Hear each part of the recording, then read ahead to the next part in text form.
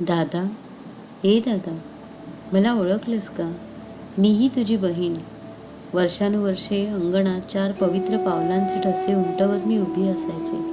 पहाटे पहाटे पदर सावरत आई हातातील गूळ भाकर घेऊन मला भरवायची. न जाणो केव्हापासून तुझं आणि माझं अंगणातील हे अतूट नातं असंच आहे. पण अंगणातील माझं अस्तित्व आता संपत चाललं. ओळखलंस ना मला? मी तुझी धेनू. आश्रमातील कामधेनू, गोशाळेतील कपिला, वाड्यातील कल्याणी आणि घरातील लक्ष्मी.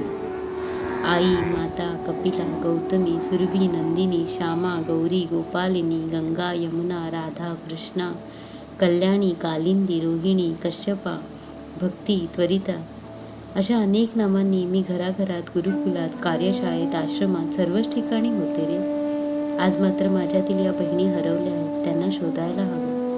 तुझी हरवलेली, लोप पावत जाणारी बहीण. दादा, मलाही राखी बांधू दे ना. देशील ना? मी या राखीचे पांग या दुधाच्या अमृतधारेने फेडेन. शेणाने तुझे शेत हिरवे करेन, गोमूत्राने घर पवित्र करेन, माझ्या अस्तित्वाने वातावरणही शुद्ध करेन. फक्त तुला राखी बांधू दे.